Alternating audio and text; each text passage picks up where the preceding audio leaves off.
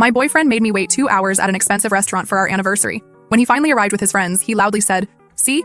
Told you she'd still be here like a pathetic puppy." They all laughed. We'd been together 3 years and I'd just paid off his car loan. I smiled, ordered another drink. This morning, my phone shows 78 missed calls and his belongings are in garbage bags at the dump. Randy and I met 3 years ago when my apartment flooded after my upstairs neighbor left their bathtub running all weekend. Who does that? I had to crash at my brother's place while waiting for repairs, and Randy was the plumber assigned to fix everything. He kept finding new problems every time he came by, which I now realize was just his way of seeing me more LOL. Back then, I thought it was cute. Now I'm questioning if he deliberately messed with my pipes to drag it out. Anyway, I remember thinking how easy it was to talk to him, which is rare for me because I'm usually super awkward around new people. Fast forward to year 1, things were pretty great. We moved in together after 8 months. Too fast, I know, because his lease was ending and it just made sense financially. Randy worked as a plumber but struggled with consistent income because he kept having issues with different companies. He'd either get let go for showing up late, or he'd quit because his bosses were total assholes who didn't appreciate his skills. Red flag number 1 that I completely ignored. Over the years, Randy would constantly send me these long, angry Telegram voice messages about his boss, calling him a brainless monkey and mocking his accent or how he dressed. He'd rant about how his boss was too stupid to operate a doorknob, and how he was carrying the whole company but getting zero recognition. I'd save these messages in my favorites folder, sometimes even downloading them when they were particularly nasty. Not sure why I kept them. Maybe subconsciously I knew they'd matter someday. He did the same with his parents, especially when they wouldn't loan him money. He'd send these awful voice messages calling his dad a pathetic excuse for a man and his mom a who can't think for herself. One time after they refused to help with his car payment, he sent a 5-minute voice message about how they were failures who never accomplished anything, and how he was embarrassed to be related to such losers. I remember feeling so uncomfortable listening to them, but I just added them to my favorites folder without really thinking about it. By year 2, I was basically covering most of our expenses. My job isn't amazing, but it's stable. And I kept telling myself relationships are about balance. Sometimes one person carries more weight until the other gets on their feet. Randy always promised things would turn around soon. He just needed one good opportunity, and everything would change. 6 months ago, Randy's car broke down, a 2015 Mustang that was way beyond what he could afford. He was devastated because apparently it was his dream car, and he needed reliable transportation for work. I stupidly offered to help with the payment since it was affecting his ability to keep jobs. I ended up taking over the entire loan, $386 per month, which is a lot for me. I guess I just wanted to be supportive and thought maybe this would be the thing that helped him get stable. Edit. Several people messaged asking why I'd pay for his car. Looking back, it seems so obvious, but in the moment it felt like I was helping us both. We lived together, shared expenses, and without transportation, he couldn't work consistently. Also, he was super emotional about potentially losing his baby. Ugh. So anyway, last night was our 3-year anniversary, and I had just made the final payment on his car last week, which was a huge financial stretch for me. I made reservations at this nice restaurant downtown that we'd always talked about trying but could never afford. Translation, I couldn't afford to treat us both. I spent ages getting ready, new dress, hair done, the whole thing. I arrived at 7 p.m. for our reservation. Randy texted that he was running late and asked me to go ahead and get seated. By 7:30, I'd texted 3 times with no response. By 8, I'd called twice, straight to voicemail. The waitress kept giving me these pitying looks and asking if I wanted to order or perhaps reschedule. I was so embarrassed but kept saying, "He's just running late, traffic probably," while checking my phone every 2 minutes. At 8:45, yes, I'd been sitting alone for almost 2 hours. I was about to give up when Randy finally walks in, with 4 of his friends. This wasn't a miscommunication. He'd never mentioned bringing anyone else to our anniversary dinner. So they all come over to my table, laughing, and obviously already buzzed. And then, I still can't believe this happened. Randy turns to his friends and says loud enough for nearby tables to hear, "See? Told you she'd still be here like a pathetic puppy. 2 hours and she didn't leave." They all burst out laughing. One of his friends, Jake, who I've always thought was a total jerk, goes, "Damn, you weren't kidding, she's trained good." More laughter. Randy then plops down next to me, squeezes my cheeks between his fingers like I'm a child, and says, "This is why she's the best." Most chicks would have stormed out, but my Callie, she pays my bills and waits around like a good girl. Then he looked at me with this disgusting smirk and said, "Aw, did you think this was going to be some romantic dinner? That's adorable. We have a poker game after this. I just needed to make sure you were good for the next payment first." When I didn't respond, he grabbed my chin roughly and turned my face toward him, saying, "Hello? Earth to Callie? God, you're pathetic sometimes. Say something, or are you just going to sit there looking like a sad puppy?" His friends thought this was hilarious. I literally couldn't breathe. 3 years together. I had just dropped nearly $12K paying off his car. And this is what he thought of me? This is what he told his friends about me? That I was some pathetic doormat he could treat however he wanted? The server came over, looking super uncomfortable, and asked if we were ready to order. I remember smiling, somehow, and saying, "Actually, I'd like another glass of wine first." Randy and his friends ordered a bunch of expensive appetizers and drinks, still making occasional jokes about my patience and how lucky Randy was to have found someone so understanding. Randy then pointed at me and told the server, "Don't worry about bringing her food, though. She's watching her figure. Another few pounds, and we'd need a bigger table." Everyone laughed while I sat there completely humiliated. After my wine arrived, I took a long sip, placed it down carefully, and said I needed to use the restroom. Randy barely acknowledged me. He was busy entertaining his friends with some story about his boss being an idiot. In the bathroom, I stared at myself in the mirror for a solid 5 minutes. I wasn't crying. I wasn't even angry yet. I was just done. 3 years of making excuses for him, 3 years of carrying us financially, 3 years of ignoring red flags. And this is what he really thought of me? That's when I made a decision. I wasn't going to make a scene. I wasn't going to cry or yell or throw drinks. No, Randy deserved something much more calculated. I opened Telegram and scrolled through all those saved voice messages from Randy, the ones where he trashed his boss as incompetent and fraudulent, and his parents as pathetic failures. I had dozens of them saved in my favorites folder, some even downloaded to my phone. I texted my friend Emma, who lives nearby, and asked if she could pick me up in 10 minutes. Then I went back to the table, smiled at everyone, and excused myself again, saying I needed to make a quick call about a work emergency. As I walked out, I stopped by the server and quietly paid for my wines and only my wines on my card. I told her the gentleman would be covering the rest of the bill. Then I walked out, got into Emma's car, and blocked Randy's number before he could even realize I was gone. But here's the thing. I didn't just block his number. I had a plan forming. See, over the years, I'd helped Randy with countless tech issues. I had access to his email, his cloud accounts, his banking app, to make those car payments, and even his social media. And let's just say I know exactly how information can be shared most efficiently. That was just last night. This morning, I woke up to 78 missed calls from numbers I didn't recognize, his friends probably, and the most satisfying string of panicked texts from Randy's work phone begging me to please talk to him. And it was just a joke and asking, what did you do? What did I do? Well, that's a story for tomorrow when I have more time to write it all out. Let's just say his boss and parents received some very interesting Telegram voice clips this morning, and that car he loves so much. Turns out when you cancel the final payment and provide the lender with evidence of fraud, they take repossession very seriously. More to come. I need to finish packing up his things for their new home at the local dump. Edit. Thank you for all the support in the comments. For those asking if this is real, unfortunately, yes. For those worried about legal issues, don't be. Everything I did was 100% within my rights. I'll explain more in my next update. First update. So many of you asked for an update on what happened after I left the restaurant, so here we go. So after Emma picked me up from the restaurant, I was in this weird calm state. Like I wasn't even crying, which is not normal for me. I literally tear up at dog food commercials. I think I was just in shock. Emma kept asking if I was okay, and I remember just staring out the window, thinking about all the voice messages I had saved from Randy over the years. When we got to Emma's apartment, I finally broke down. Like ugly crying with mascara everywhere, the whole thing. Emma just sat with me, brought ice cream, cookie dough, my absolute fave, and let me vent for like 2 hours straight. She didn't even check her phone once, which is basically friendship goals. Around midnight, my phone started blowing up with texts from Randy. At first, they were angry like, where TF did you go? And you seriously ditched me with the bill? Then they switched to this fake concern. Are you okay?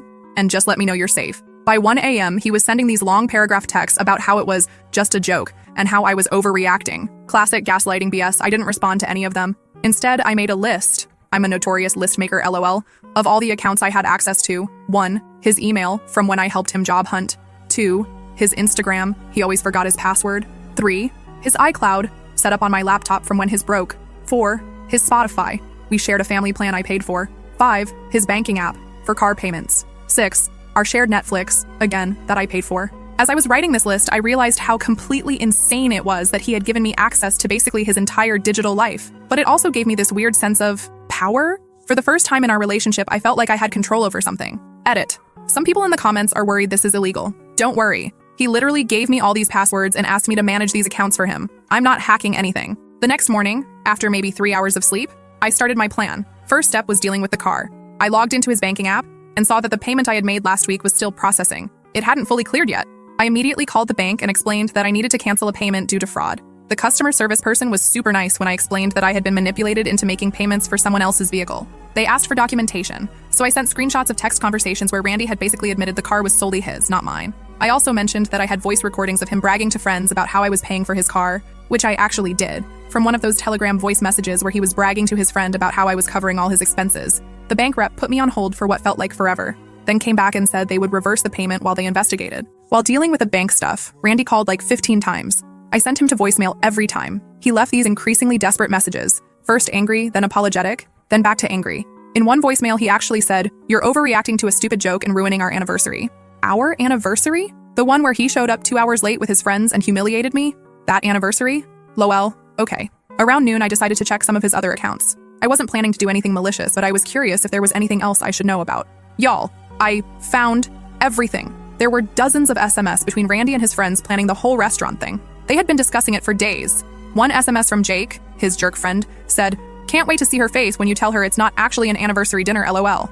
Randy replied with, "She'll probably just sit there and take it like always." But wait, it gets worse. As I kept scrolling, I found emails with some girl named Amber from his work, flirty emails, with pictures, dating back months. Nothing explicitly saying they were hooking up, but definitely crossing lines. One message from just last week had the subject line "after work" with just a winky face emoji in the body. At this point, I was shaking. 3 years of my life, thousands of dollars, all the support and patience I had given him, and this is how he repaid me. I took a break and made some coffee. Spilled it everywhere because my hands were literally shaking. Emma had gone to work but kept texting to check on me. I sent her a quick "I'm fine" text and went back to my investigation. Next, I opened his Google Drive through his email. He had a folder called Voice Notes where he kept recordings of calls and conversations. Mostly work stuff, but then I found a recording from 3 months ago of him and Jake laughing about how I was basically his sugar mama and how he was just keeping me around until something better comes along. I had given him everything and he had been laughing behind my back the entire time. So I made another list. 1. Send voice clips to his boss, the ones where he calls him an incompetent idiot. 2. Send voice clips to his parents where he calls them failures and pathetic.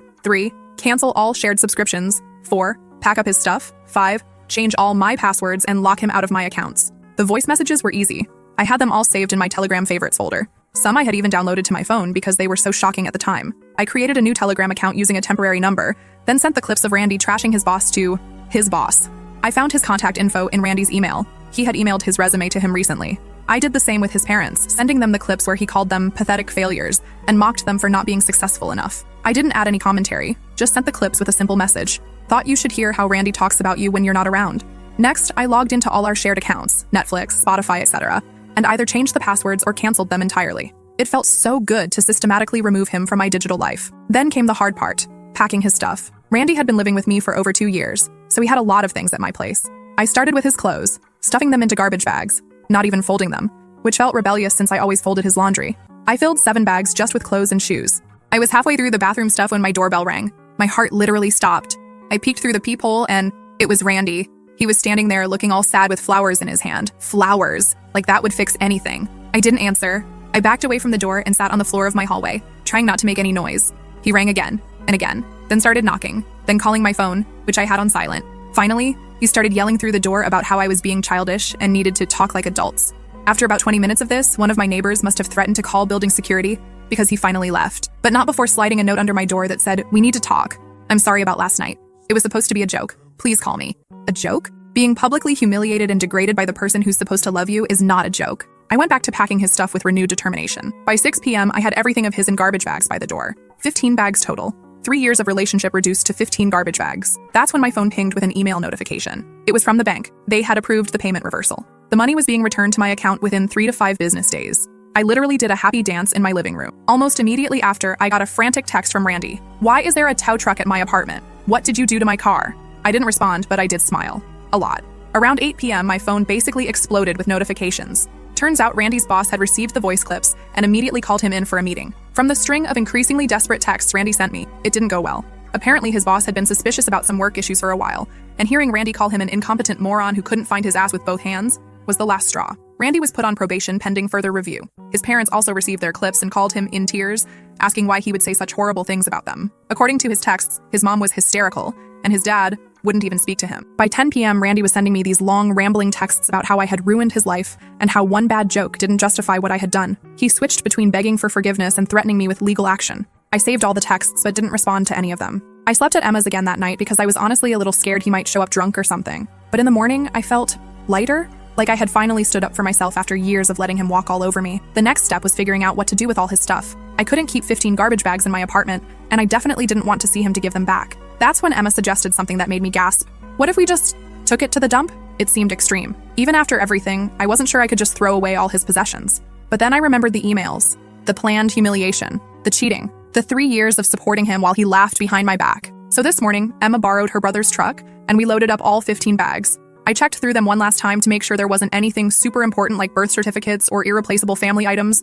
I'm not a monster. Then we drove to the local dump and, well, we dumped it. I'm not going to lie. Watching the garbage truck compact all his designer clothes and stupid video game collectibles was surprisingly therapeutic. As we were driving back, Randy called from a number I didn't recognize. I'm guessing he borrowed a phone since I had blocked his.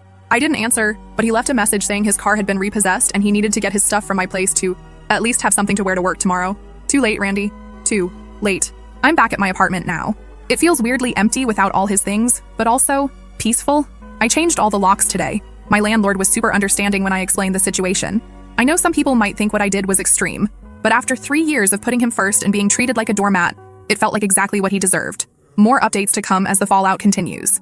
His friend Jake has been blowing up my phone with angry messages. And apparently Amber from work is now confused about why Randy is suddenly being so cold to her. The dominoes are still falling. Edit. For those asking about legal issues, don't worry. I checked with a friend who knows about this stuff. The car was in his name, but I made the payments as gifts. I was never legally responsible for it. Plus, I kept all the really important documents I found. I'm not that petty, lol. Second update. Y'all are literally the best. The support on my last post was insane, and so many of you wanted another update. So here's the tea on everything that's happened in the past week since Randy's belongings found their new home at the local dump, lol. So anyway, the morning after the dump trip, I woke up to this weird scratching sound at my apartment door. Like, not loud enough to be knocking, but definitely someone was there. I checked my doorbell cam. Thank God I installed one last year after that package thief situation in my building. And saw Randy sitting on the floor outside my door, looking completely wrecked. His hair was all messed up. He was wearing the same clothes from 2 days ago, and he was just writing something. I turned up the volume and realized he was sliding notes under my door one by one. I tiptoed to the door, still in my PJs, and saw like 7 little paper notes that had been pushed under. Each one had a different message. Please talk to me. I need my stuff for work. My boss is going to fire me. My parents won't talk to me. My car is gone. What did you tell everyone? I'm sleeping in Jake's car, please answer. Part of me felt a tiny bit bad seeing him like that, for about 3 seconds. Then I remembered sitting alone in that restaurant for 2 hours while he planned to humiliate me. Nope, not today, Satan. I quietly collected all the notes, evidence just in case, and went to make coffee. My Keurig decided to stop working mid-brew. Of course it would choose now to break. So I had to resort to the emergency instant coffee I keep for power outages. The day was already off to a stellar start, lol. While sipping my sad coffee, I checked my phone. 83 missed calls overnight, texts from numbers I didn't recognize, and 17 voicemails. Randy had been busy. I was about to delete them all when I noticed one from his mom. Interesting. I decided to listen to that one. She sounded upset but not angry. She thanked me for opening her eyes about how her son really felt and asked if we could talk sometime. She said she'd had no idea about Randy's behavior and was deeply ashamed that she'd raised someone who would treat a partner that way. I saved that voicemail but deleted the rest. Edit. A lot of you are asking if I called his mom back. Not yet. I'm still processing everything and don't want to get pulled into family drama. Maybe someday. I was getting ready to head to Emma's. My apartment felt weirdly empty and I kept jumping at every sound. When my doorbell rang, I checked the camera again and Randy was gone, but his friend Jake was there. Great. I didn't answer, but Jake started talking anyway, knowing I could hear through the door. He said Randy was a broken man and I needed to stop this revenge game because it had gone too far. Then he said something that made me pause. He claimed he had never been at the restaurant and had no idea what Randy did until afterward. Wait, what? But he was there. I literally watched him laugh at Randy's jokes about me. Was he seriously trying to gaslight me too? I checked the doorbell cam recording later and realized Jake had been filming the whole time he was talking, probably trying to get me to say something he could use against me. Sneaky jerk. After Jake left, I grabbed an overnight bag and headed to Emma's. On the way, I decided to check my bank account. Anxiety, am I right? And saw the car payment refund had already processed. That was fast. Usually, these things take forever. I did a little happy dance right there on the sidewalk, probably looking like a complete weirdo to everyone walking by lol. At Emma's, we ordered takeout, and I finally felt safe enough to go through everything that had happened systematically. She helped me make a timeline of all the events. I told you I'm a list person. 1. Restaurant humiliation, Thursday night. 2. Discovered Randy's emails about planning it, Friday morning. 3. Sent voice clips to boss and parents, Friday afternoon. 4. Belongings taken to the dump, Sunday morning. It looked so calculated when written out like that. For a moment, I wondered if I had gone too far. Emma must have seen my face because she grabbed my phone, pulled up the screenshots of Randy's emails planning my humiliation, and made me read them again out loud. Nope, I hadn't gone too far. Not even close. Later that afternoon, I got curious about how effective my little Telegram operation had been. I created a new Instagram account. Don't worry, used a completely random name and stock photo, and looked up Randy's profile, which was set to public because he's trying to build a personal brand. His words, not mine. OMG, y'all. His latest post was a long, rambling apology about how he had made some mistakes and hurt people who didn't deserve it. Classic vague booking without actually admitting what he did. The comments were a mess. His friends were asking what happened. Some girl, probably Amber, had commented, "Call me?" with a sad face emoji, and his cousin had written, "Grandma's asking why you're not answering her calls." While I was scrolling, okay fine, I was totally stalking, I got a text from a mutual friend, Damon. He's more Randy's friend than mine, so I was surprised to hear from him. The text just said, "Can we talk? Not taking sides?" Just confused. I ignored it at first, but he followed up with, "Randy told everyone you hacked his accounts and stole from him. But that doesn't sound like you. Hacked his accounts? Stole from him? Oh hell no." I called Damon immediately. He picked up on the first ring and sounded genuinely shocked to hear from me. The conversation was illuminating. According to Damon, Randy had told everyone a completely different story. He claimed I had gone psycho after a tiny joke at dinner, hacked into his personal accounts, stolen money from him, and destroyed all his possessions out of female hysteria, his actual words. He was painting himself as the victim of a crazy ex-girlfriend. I took a deep breath and asked Damon one question. "Do you want to know what really happened?" When he said yes, I didn't hold back. I told him everything. The 2-hour wait, the public humiliation, the discovery of the planned emails, the voice messages Randy had sent about his boss and parents, the fact that I had been paying for his car while he mocked me behind my back. I even played him one of the voice clips I'd saved, where Randy called me his personal ATM to his friends. There was a long silence on the phone. Then Damon just said, "Holy shit, he's been lying to all of us." Apparently, Randy had been spinning stories about me for months to his friend group, claiming I was clingy, financially controlling, and emotionally unstable. None of it was true, but they had believed him because, well, he was their friend. Damon apologized for not reaching out sooner and asked if he could tell the others the truth. I said he could share what I'd told him. The next morning, I finally felt ready to go back to my apartment. Emma came with me. She's seriously the best friend ever, to make sure Randy wasn't lurking around. The hallway was clear, but there were more notes under my door. This time they were angrier. "You're ruining my life, and you'll regret this," and my personal favorite, "I know what you did with my stuff." Yeah, I took it to the dump. That wasn't exactly a secret lol. I spent the day deep cleaning my apartment and rearranging furniture. It's amazing how moving a couch to a different wall can make a space feel completely new. I threw out the sheets from our bed, too many memories, and ordered new ones online. I even hung up some art prints I'd been keeping in the closet because Randy thought they were too girly. My apartment was becoming mine again. Wednesday morning brought a new development. I got an email from Randy's workplace. Not from his boss, but from HR. They were investigating a situation and wanted to know if I would be willing to provide any relevant information about Randy's professional conduct. I'm guessing his boss showed the voice clips to HR after putting Randy on probation. I replied that I would share what I knew, which was limited to voice messages Randy had sent me voluntarily, where he discussed his workplace and colleagues. I emphasized that I hadn't recorded anything myself or obtained anything illegally. They seemed satisfied with that and asked me to forward any relevant messages. I sent them 3 of the worst ones, where Randy called his boss incompetent, claimed to be doing his boss's job for him, and admitted to taking extended breaks without telling anyone. I don't know what happened after that, but Randy's Instagram that evening had a cryptic post about unemployment in America. So, draw your own conclusions, LOL. Thursday was when things got weird. I was at the grocery store when I literally ran into Randy's mom. Awkward. I tried to smile politely and move on, but she stopped me. She asked if we could talk for a minute. She wasn't angry at all. Instead, she thanked me for sending those voice clips.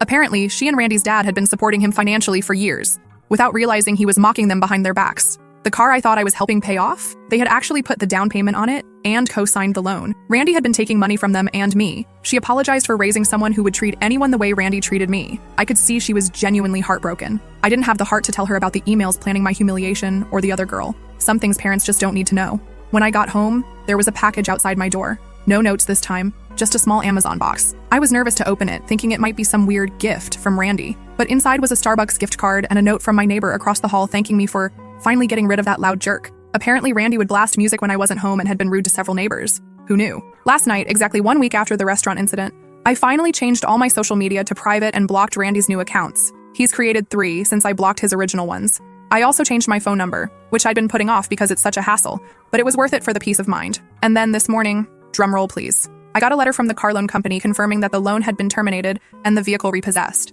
They included photos of the car being towed from outside Jake's apartment, where Randy has apparently been crashing. The letter stated that due to the evidence provided regarding fraudulent representation, they wouldn't be pursuing any further action against the loan was Randy's problem now. Emma called to check on me and asked if I felt bad about any of it. I thought about it for a minute and realized I don't. Not even a little bit. Randy spent 3 years taking everything he could from me. My money, my time, my self-esteem. All I did was show everyone who he really is, using his own words and actions. So what's next? I've started putting the car payment money into a savings account instead. And I'm considering adopting a cat from the local shelter. Something Randy would never allow because he claimed to be allergic. He wasn't. I once found antihistamines in his gym bag that he'd take before visiting his cat-owning parents. As for Randy, last I heard from Damon, he's still staying on Jake's couch, still doesn't have a job, his car is gone, his stuff is gone, and his reputation is in shambles. All because he couldn't resist publicly humiliating the one person who had been supporting him for years. Play stupid games, win stupid prizes, I guess.